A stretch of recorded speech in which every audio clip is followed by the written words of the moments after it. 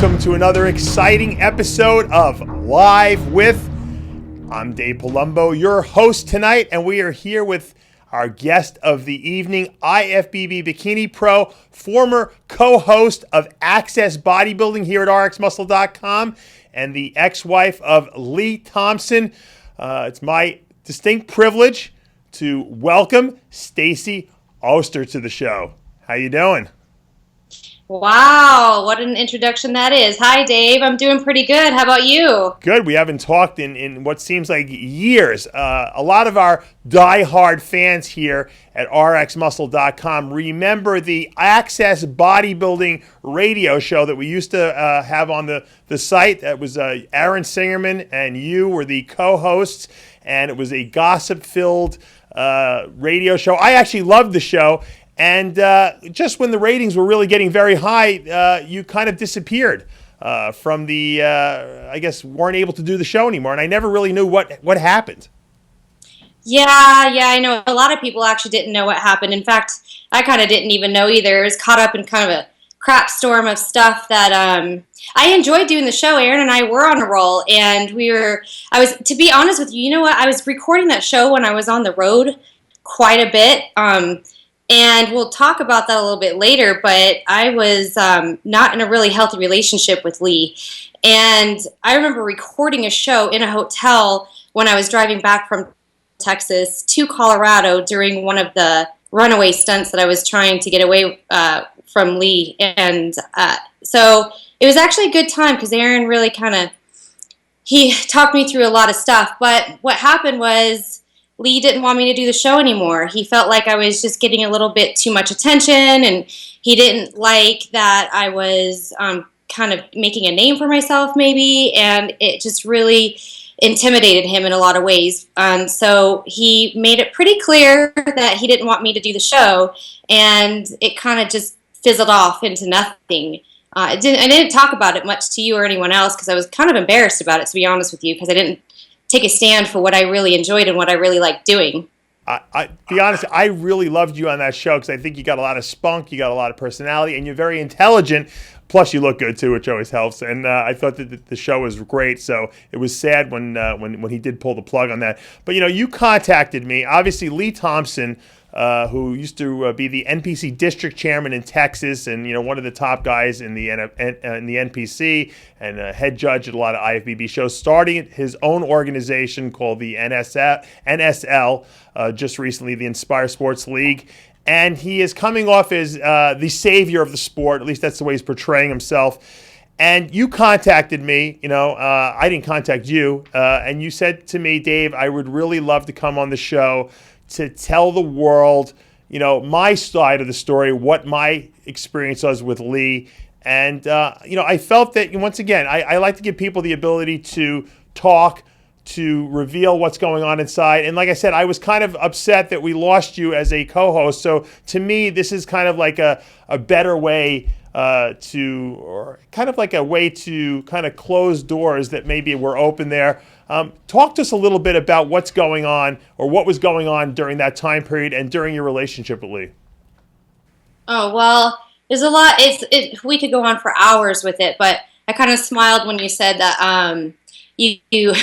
I contacted you because I wrote a story actually about 2 years ago with this because Lee was really manipulative and abusive, and during the whole entire relationship, he would make sure that he tried to sabotage me anytime I had to get out in front of the public, when I had to work expos with Gaspari, and he bashed in my car with a wrought iron, a poker for the fireplace thing when I told him I wanted to leave, and those are the kinds of things that he did to dominate me psychologically, and so I stop you for a second because Lee seems like the old Texas, gentleman where he opens the car door and he says, yes, ma'am, no, ma'am. And obviously he must have, I don't know if he swept you off your feet, but he must have, charmed you enough to get you in a relationship with him and then get you to marry him. So there must have been some good times in your relationship. At what point did it go bad? And why do you think it went bad? What happened? Thanks for bringing me back around to that because He's super patient. Basically, we met in 2007. I think it was the summer of 2007 at the USA's. And we befriended each other, and we just talked on the phone. I'd been working with the NPC Colorado for, my first show was in 1999. I did a bodybuilding show. My daughter was like 8 months old, and so I had been in the industry for about 8 years at that point in time. And at this time, I was doing hair and makeup, and so I flew out there with my friend, met him, and then we befriended each other. So for about a year, he really tried to persuade me into dating him and getting to know him more, but I was just really concentrating on college and raising my kids, and so nothing really happened in that first year. But he got to know me and was also using that time to really build up my trust and my confidence in him. And yes, the charm, the Texas charm, the Southern charm that you talk about, man, he was the perfect person. And he knew what to say. He knew how to say it. He knew how to comfort my heart. He knew my desires and my dreams. And then in 2008, I saw him again at the USA's, and I was already just kind of a little bit more comfortable with him and decided to go ahead and maybe give this long distance dating a chance. And from 2008 to 2009, he really swept me and my family and my friends off of our feet with his knight in shining armor presence, and coming here, flying from Texas to Colorado to introduce himself to all of my family, making promises, huge, grandiose promises of, putting me through college and my kids through college, and then coming here for the holidays, and everybody would be this big, huge, happy, united family together. And when I left here, Colorado, in 2009, I left all of my stuff behind, furniture, apartment, and decided to go live with Lee for just a couple of months or a couple weeks, and then migrate the kids over to kind of do a small transition. Well, in May of 2009, he got an indictment for possession or for distribution of steroids, and it really made him unstable. And so when I got there in June and July, he was detoxing from all of this stuff, and it made him really moody.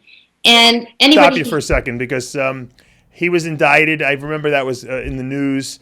And so I guess, what was he being drug tested? Is that why he had to stop taking whatever, hormones he was taking? Did some research on it, and basically anyone who's already has predisposition for anger issues or mood swings really gets hit hard when they come off of it without any kind of slow withdrawing. I don't know much about it, but noticed this, that his personality changed. Yeah, exactly. It just enhances personality a lot more.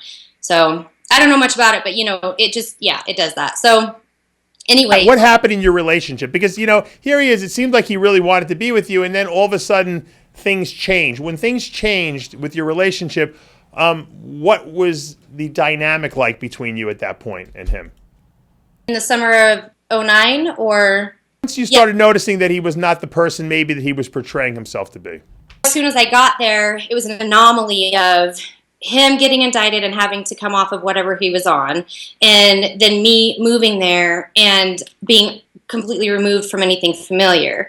And all of a sudden, it went from being this nice, charming knight in shining armor to I'm inconveniencing him all of a sudden in his house. I couldn't even touch blinds. I couldn't walk around certain ways. There were certain obsessive compulsive disorder personality things that were coming out while I was living there. Like, he liked certain things a certain way, and I know everybody has their own comfort zones, but his was more of a control effect. And I thought, well, this is kind of weird, but I'm going to give him space because guy just got in a lot of trouble with the DEA, so let me give him a space and let him do his thing. But then when the kids came there, he started calling us names. He started calling them names. He started taking away certain privileges from them, making everybody feel extremely uncomfortable. At this point in time, I have a story about this all, actually, Dave, that I wrote 2 years ago, so we don't waste a whole lot of time because, I could go into a lot of detail. But basically, I made the decision to send my kids back home to Colorado until I could figure out what was going on, because by this time I was already committed, but I didn't know what was going on, and I just want to try and figure it out. And that's the guilt I live with. That's just the shame that I had to live with and that I've been working on lately. But when I got the kids back here, things got worse between him and I. Super volatile. He started becoming extremely possessive, not allowing me to make phone calls and reach out to certain people. And he wanted me in his sight at all times. And when I told him I'm going to drive back and get back with my kids, you deal with what you got to deal with, that's when he bashed in my car. That was August of 2009. And then from there on, the first physical attack was in September of 2009. And it's ridiculous when I talk about this because it was 3 years. 3 freaking years that I wasted my life. I should have left then, you know? So anyhow, that's why what kind of abuse are we talking about? Are we talking about physical abuse, emotional abuse? So in August of 2009, he bashes in my car. Don't you think that's psychological and mental abuse right there? A little bit of emotional abuse, a little bit of fear, a little bit of intimidation. You can't go anywhere, right? And then September of 2009, he got really angry. It was around his birthday, and he got really angry over me wanting to just basically have a little bit more friends and wanting to get out and learn where I was living. I'd been there like 4 months, and he got really upset. And he, basically,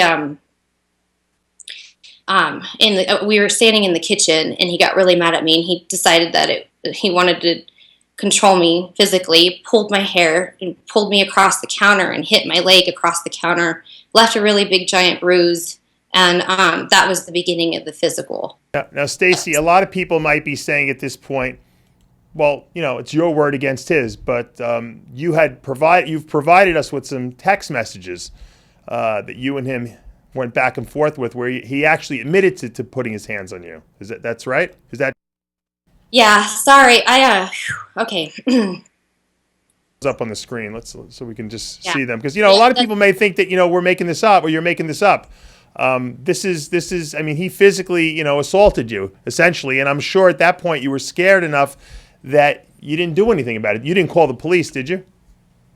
No, I didn't. I was scared. And here's the deal: is I've done a lot of research about this, and I advocate for women too, and I help women who are in this situation. And it is what happens is when you get into the emotional abuse, what happens is the abuser becomes violent and rages, and then comes out of in a remorse, low, and apologizes, and then presents a sincere promise of change, and then comes back around, and then things are back and good, like the Southern Texas charming man again, to make up for it. And then something triggers the rage again, and then there's another violent attack, and then it comes back around to the remorseful apology. So the emotional abuse cycle is really hard to describe, and it's I always said I was never going to be that girl. I was that girl, and I can see how easy it is to get into that. But in the summer of 2010, I came back home to Colorado, and he never wanted to come home. And one of the promises that he made to me was that we would have a blended family,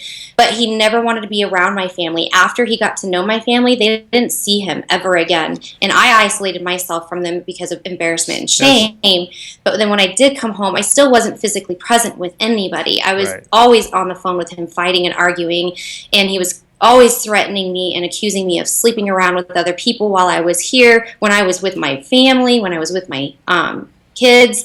And so one day I texted him when I was working with my brother, and I said, hey, I was just curious, what is it that makes you rage and hit me? Why is it that you think it's okay to hit me and do what you do? I need to understand this so I can see, is this worth coming back with, to you with? And he answered, I don't have the text in front of me, but I gave it to you. It was he basically is jealous that I get to spend any of my time. That includes friends, that includes kids, that includes family. He's jealous of anyone that I got to spend time with, and he gets very angry, and he rages, and he disassociates, and he, again, coming back to being the sincere apologist, said he's sorry, he would never do it again. So that's the text that I used then later down the road to take him to court in the summer of 2011 to get a restraining order after a whole nother year of absolute chaos. All right, now I'm looking at the text that's up on the screen now, where he says that he would never do it again, and he was wrong, but he did put his hands on you again. Tell us that story. You were in a hotel, and he tore your dress off. Tell us about what happened.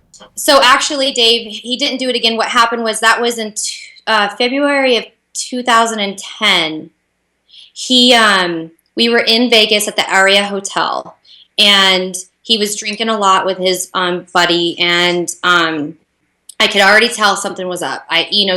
After a while, you just get that feeling and you get ready, I knew something was up, but I didn't know what. And we were going back up to the room, and his buddy left the elevator, and it was just him and I said, I'm not coming back to the room. I don't know what's going on, but I'm not in the mood for this right now. And he said, no, you're going to come back to the room whether I make you or not. And he dragged me out of the elevator and started pushing me down the hall. And I was trying to push back and get away from him and get back to the stairwell. And it took my shoes off so I could try and have some footing. And he kept pushing me farther back down the hallway and up against the wall. And then I stopped and I dropped and I just covered in on a ball so that he couldn't hit me anymore, and I could just cover myself and maybe roll out in between his legs. And when I got out from behind him, he then grabbed my dress and ripped it off, and he said, there, now what are you going to do? Go hooker like you are and go on the street naked like you are? Go ahead. Now where are you going to go, like in that condition? So he did that so that I didn't have anywhere to go. And then again, I had to go back to the room. You had some welts all over your body from that. We're showing the picture right now that you sent me. Huge fabric burn. Now, here's the deal. People are going to question that, and I just want to say this one thing, Dave, is I had a friend, I'm not going to mention any names, but that was in Vegas, that I had saw a couple of days after that, and I had stayed with them, and they noticed that it was there, and I said I fell in a bush. I lied.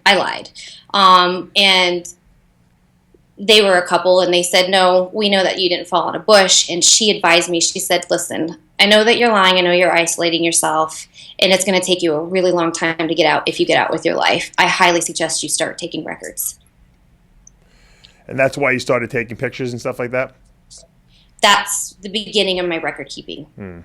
It scared me when she said and she told me, she said, I got out of a relationship just like the one that you're in. I know I've seen your type, because I was your type. You're lying, you're isolating, and you're being abused, and I highly suggest if you want to get out that you start keeping records. Now, did you ever fear for your life where you thought maybe, you were in danger of losing your life? Oh yeah, I'm scared to do this interview right now, still to this day. I'm nervous as hell. Has he ever threatened you with anything like that? Like I have people or anything like that would do something to you? Yeah, and then what he would do is I have a recording and I used it in court, but it was really hard to hear. But, he would say, if you ever leave me, then, I've got guns and I'll shoot you. And then and he would say, I'm just joking. And then I have a text that says he was trying to basically, I was on the road and I was running away again. And I said, stop, I'm shaking, I'm scared, I'm nervous, I don't want to talk to you. And I'm talking to him in text. And he came back, he said, I can't kill you if I can't get my hands on you. So just pick up the phone. And it was just always things like that. Fear mongering, basically. He was trying to, make you afraid. It seems like there's a lot of control issues here. Is Lee a type of a person who likes to, control people? Do you see that as his common theme in his life? Absolutely. He dominates. Here's what he does. He's a pathological liar who dominates his victims by playing the victim. So what I mean by that is he's got a personality that just likes to play on the good-hearted nature of other people. And he does this by embellishing stories and maybe he's omitting his own truths. So, for instance, how he got me was, and I didn't know that he was married 3 times prior to me. I mean, he omitted a lot of truth, but my ex takes advantage of me, and she never loved me. It was a loveless marriage, and my kids only love me because I have money. They don't really want me in their life, and people just take advantage of me because of this and that, and playing a victim mode, but then omitting the fact that, oh, wait a minute, you did the same thing to me as you did to your third wife, and in fact, wasn't very friendly as a father from what I know too. I hate saying things like that, but it's just truth. So he's dominated his family, he's dominated his children, he's dominated his business partners, he's dominated competitors, he's dominated promoters. That's what he does. He's a power hungry person, and he can never get enough. Now, Lee obviously has a lot of money. He has a regular job as a chemical engineer for Pepsi. Why do you think he got involved in the bodybuilding industry? It doesn't seem like he needed the money or anything like that. What was his? You obviously saw him behind the scenes. What was his reasoning? Did he ever talk to you about that, or say why he was involved in this industry to begin with? Well, here's the deal: is he loved the power and he loved the image. So being a chemical engineer isn't that sexy, right? But man, telling you what, being an IFBB representative where you can get yourself into magazines and be able to kind of tell people what to do and how to do it and judge people, it's a great place to be. But I'll tell you what he did tell me, and I kind of laugh about this looking back at it now. He competed like 3 or 4 times in Texas, and he didn't do too hot, but he used to be like 250, 300, maybe 300 pounds, and he got gastric bypass surgery. So he was kind of very insecure about himself, right? So he then went into competitions. Well, then he got angry when he wasn't placing well, and he said, screw this. I know where I need to be. I need to be behind the table where I'm telling people how it really needs to go. So he immediately said, I'm in the wrong spot up here on stage. Screw the stage. I want to be at the table where I call the shots. Got you. And what was his, a lot of people have, heard Lee say various things about the organization and how, what his place was. What did he feel his place was in the NPC as far as in the hierarchy goes? Oh, basically he was taking over. He was going to be the next Mr. Manion. As far as in his mind's eye, he was telling everybody. I'd be sitting in the house listening to conversations that he was having with people on the phone, telling them that they better listen to what he's saying because these are the new rules coming up the pipeline, and don't tell anybody yet because this has just been privy to just me and Mr. Manion because I have personal private conversations that only him and I have together, and I'm only telling you because you need to listen to me, and I'm the next president in charge, and so what I say goes. He thought that he was Mr. Manion himself. And here's the deal, is that's who he is. He basically finds his identity through other people. It's really kind of weird and kind of hard to explain, but he was trying to morph himself into Mr. Manion and really told people that that's who he was. And that's how he got promoters scared. That's how he got me out of the industry, because he told promoters and they didn't know, he portrayed it so well that they didn't want to talk about it. They just wanted to listen to him because he made it so convincing that he was the man in charge. So when he says that person's no longer allowed around, or that person should no longer be sponsored, or this person should get this placing, everyone's just going to say okay because he portrayed it so well.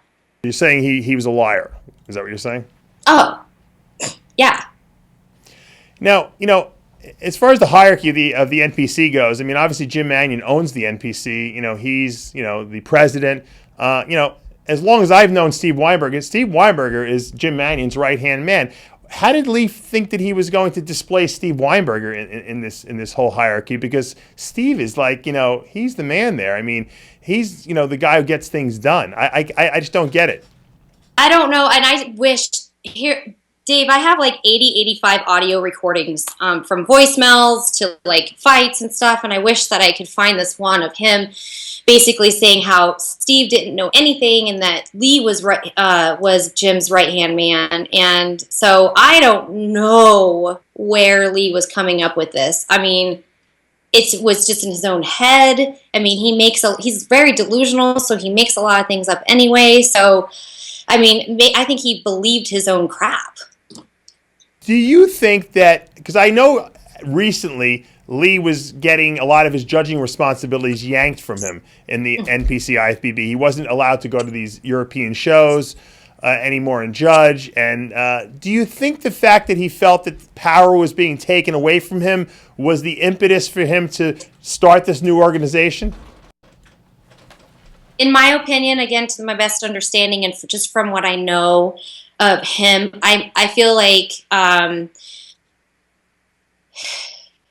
he was feeling threatened and he was feeling like he was losing control. And the only way that he could gain control was to confuse the market. And he did that by the timing of starting this new organization and then claiming NPC Global as it, and then confusing a bunch of competitors and causing a bunch of havoc down south in Texas. And he's a smart businessman. I'll give that to him. He's super intelligent, which makes him even more scarier because he does know, he is a very smart businessman. So he knew what he was doing when he was claiming NPC Global as the new organization. He was going to just, especially around the Olympia, riding the coattails of the media of the Olympia. So he knew that it was coming down the pipeline because he was getting things stripped. He's not dumb. And so he had already been making videos and making graphics and making a website. And then he rode the coattails of the Kai Green situation, which I don't know all these situations. I haven't listened to any of his videos. I stay far away from all of that because it's just too much chaos for me. I live a very simple, humble life right now. But you don't think that Kai Green or Dana Lynn Bailey have any association with Lee? You think Lee just kind of latched onto them to try to get the public to believe that these people were, interested in his organization? I didn't hear the first part, what you said, Dave. I'm sorry. Do you think, is this something that Lee would do? Do you think Lee has been talking about Kai Green and Dana Lynn Bailey and people like that to try to make the public believe that they're somehow related to his new organization? So again, I don't know. I don't talk to Kai. I don't talk to Dana. I don't know. I just know that that's what he does. He uses the good nature of people. Like, for instance, they're not going to say, no, I can't take a picture with you. They're going to take a picture with him. And then he's going to use that picture and post it on his website or on Facebook and portray as if he's buddies with them. Same, So, yeah, I do believe, in my opinion, and it's my opinion, that's exactly what he's doing, Dave. If you were giving advice to wannabe bikini, figure, physique, bodybuilders out there who are thinking about possibly going over to Lee's organization, what would your advice be to them as someone who's been in the inner circle of Lee Thompson? Did you say what would my advice be to competitors who are going to that organization? Or thinking about it, who's saying, you know what, maybe this guy is offering a better alternative. Maybe. I was like, no, here's the deal. What's going to happen is he's going to make a whole bunch of grandiose promises that he cannot keep, and he's going to get as many people as he can, and then he's going to go back to exactly who he is and who he always has been and how he has always done what he has done his entire life through the oil industry, through the chemical engineering industry, and that is to use them until he doesn't need them anymore and then just keep recycling it through. So, I mean, I'm here to do a show. This is what I'm doing, Dave. And this has been scary for me. I had to walk through a lot of fear doing this because I'm putting my target on my back, and I just know I want to be able to do the right thing, and I want to be brave, and I want to be courageous, and I want to be able to give people the opportunity to make an educated decision. And I have nothing to gain from this. In fact, the only thing I have to gain is to walk through this, this anxiety because I don't trust this guy. He scares me. But the fact of the matter is people deserve to know the truth, and they deserve to be able to make an educated decision based on the experiences that I can only say that I've had with him and that I have seen. And I would highly suggest they pay attention to him and listen to what he is saying, and then take a step back and say, okay, hold on. These are pretty big promises, and maybe I will do my research on this guy, and maybe I'll start looking around a little bit more, and don't just jump right into bed with him, because it's going to be scary. I don't think that, being a part of his federation is going to be good for any athlete, honestly, in my opinion. Well, let's talk about you for a minute, because you were a successful bikini pro in the IFBB. Obviously, you stopped competing when the whole, relationship with him went down. You actually stopped doing everything in the industry. I think you even did. Was it Lee's fault that you lost your Gaspari contract? So here's the deal. Yeah, and I was trying to dig for that email. Basically, he emailed somebody in Gaspari and said, hey, by the way, Stacey and I are no longer, a thing, and we're not together, so I suggest you do the right thing. You know what I mean, brother? I don't have that email, but after that, things kind of just dwindled for me, and it was, they made up a story about how they were just making changes and this and that, and so, yeah, I mean, same thing with the radio show, and same thing with the Gaspari, and then I was no longer invited to be a part of even doing what I used to love doing back in 99, 2000, 2001, 2002, which was, I love being a part of the NPC. Love it. I mean, I expedite, do hair, makeup, I've competed, I've judged, all of it, just because I love the sport. I was no longer invited to do any of those things from about 2013 on, because he made it, again, clear to everybody that if they had any kind of connection with me or relationship with me, then they would, I don't know what threats, but basically something would happen, they would lose their position, or I don't know what. But here's the other deal, too. The reason why I went under, Dave, too, under the radar, is because I didn't care about the rumors he was spreading about me. He spread so many rumors about me to try and scare people away from me, but I've had so much more support than anybody will ever know from people who know the truth and got to see firsthand that I used to be a light, and then I was squashed.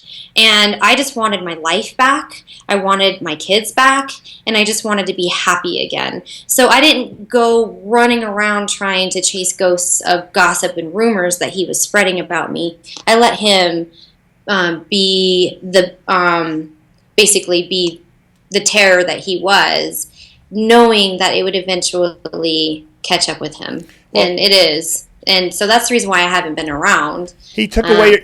Stacey, he took away your livelihood, which was, you loved being in the industry, and he took that away from you.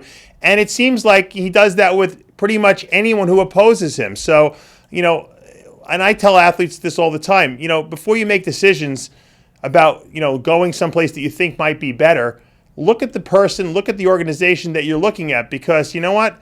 From what you're telling us here, this guy is a control monger, and in the sense that if you don't do what he says, he'll do everything in his power to squash you. And that's not the kind of organization I want to be involved with. And it's a shame that you lost so many great years of your career. I hope that we can see you come back to our industry now and kind of get back into doing what gave you pleasure and what you were passionate about. Thanks, Dave. Me too. Cross fingers. I really want to, but yeah, you're right.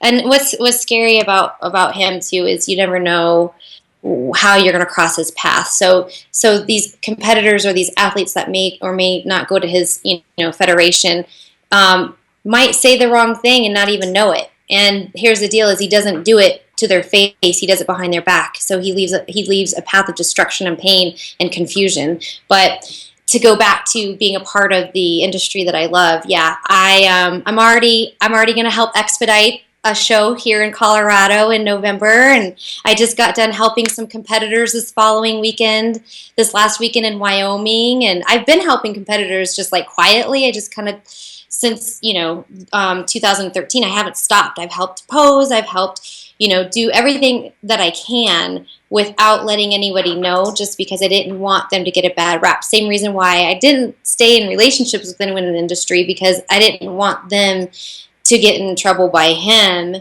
and by being association with me. So now that I can come out and I have some freedom with it, I'm really excited. Yeah. I think it's important also before we go, just to clarify one point also. Obviously you were married to Lee Thompson, obviously, who had a lot of money. You had no prenuptial agreement, and yet you didn't fight him for any money. I know you got a little bit of spousal support, very, very little bit of it for a couple months, but you didn't. How come you didn't go after any of the money? I know he's probably portraying you as, the woman who just wanted to get in there because she was money hungry, but obviously that was not the case. Why didn't you go to court with him and fight him, for your fair share, so to speak? I didn't care about the money. I didn't care about the money from the very beginning. He portrayed, like I said, the first year, he, stole my heart by a false reality. He was a friend, and he had compassion, and then once that wasn't the truth, I didn't care anymore. So when I did marry him, I didn't have a prenup, and I could have gotten away with a whole heck of a lot. I'd be at Bora Bora right now or something, I don't know, but I didn't care about that. I wanted my life back. I wanted my sanity back. I wanted my health. I wanted my kids. I wanted my family. And now I live just a small, quiet life, but the reason why I didn't fight him is because I don't give a flying flip about crap. That stuff is just crap. It's just stuff. I don't blame you. I guess you wanted a clean break. You got that clean break. And Stacey, I'm so happy to see that you're in such a good place emotionally now. And hopefully, you can do some stuff with RxMuscle in the future. I always loved having you aboard, and it was sad that we weren't able to use you anymore. And I can't thank you enough for stopping in and giving us a glimpse into your life and the reality of what you lived through. Hopefully, a lot of people can watch this and learn from it and get some great lessons out of what you had to endure over those years that you were in that relationship. And once again, thank you for joining us tonight.